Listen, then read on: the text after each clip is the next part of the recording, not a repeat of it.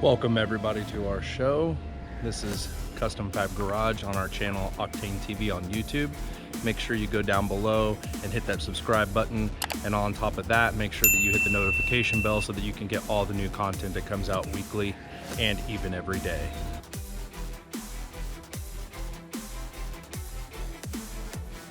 Today we're going to be doing this 2017 Mazda Cx5. This is a push-to-start vehicle automatic transmission. We're going to be doing a remote start on this.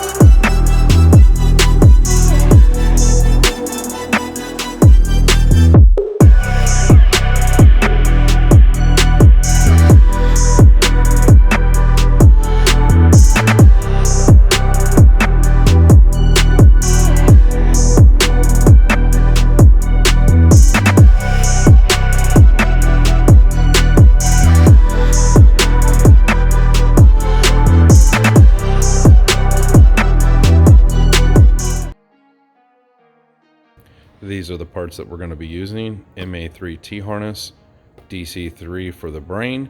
We might add remotes depending on whether or not he wants to do the 3x lock with the factory key.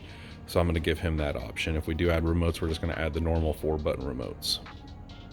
First thing we're going to do is disconnect the battery at the ground. You definitely want to do this.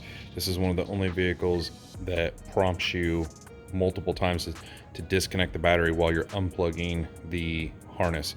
You do not want to have this thing plugged in. So whenever you're doing this harness unplugging and plugging back in, you want to have the battery disconnected, and then once you get everything plugged into the T-harness, then you can reconnect the battery. But this is number one most important step. Do not forget, or you will damage something, and I'm telling you, it is super important.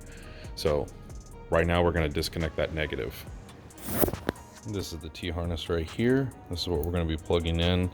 So we're going to be plugging in the factory plugs into here, and then plugging these into where the factory plugs were plugged into underneath the steering column.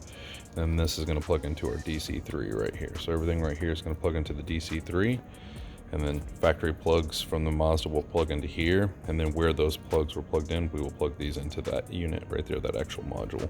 Pretty simple, but you just don't want to damage anything.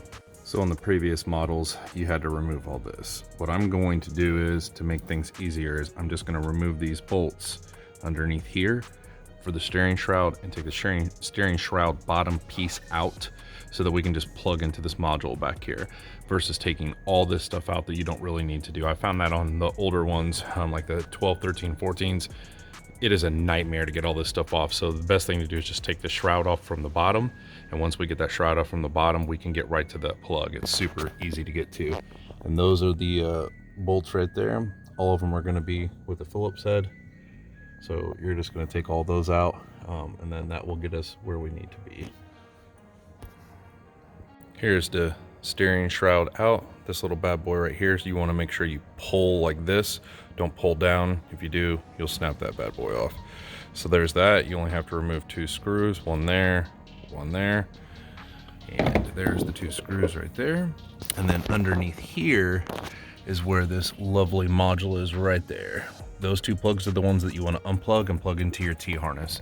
So it's super simple to do without having to remove all this stuff, because I made the mistake of doing all this, and I'm telling you, like, I had to remove the whole entire center console. It is a nightmare. So this is the easiest way to do it. It's easy to get into there, and then you can hide your DC3 back there.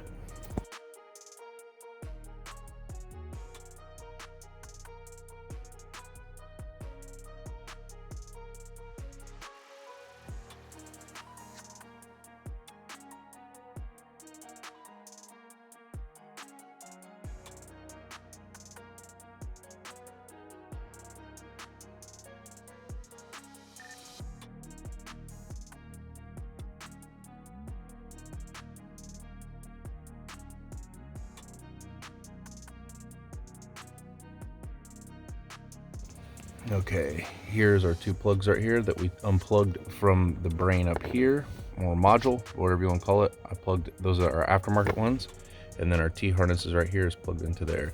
What we did was we dropped down all of our wires behind here. I'll kind of show you, sorry, move the light.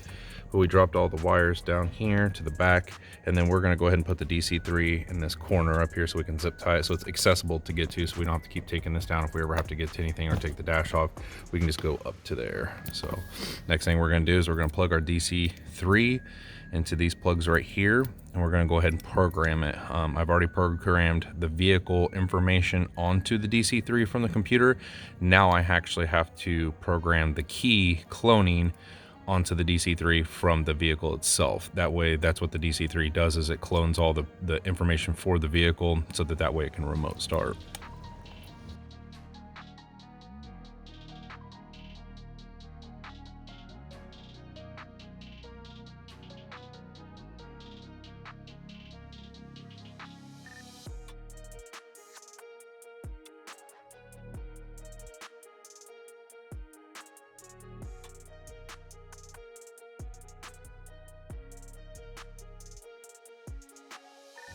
So we went ahead and cloned the key, programmed everything to the unit. Everything's ready to go. I'm gonna go ahead and do 3 times lock on this unit, only because on the Mazdas, you can do 3 times lock with the DC3 on the factory key fob. So I'm gonna go ahead and do that. I'm not gonna run aftermarket key fobs, only because he has that option available with the DC3. So I'm gonna go ahead and do that for him. I'm gonna go ahead and take this. I'm gonna go up into here and zip tie it up into there. That way it's accessible and easy to get to if I need to. Other than that, I'm completed and everything's done. 2017 Mazda Cx5, 3 times lock, remote start. We integrated into the factory key fob. This is a push to start vehicle as well.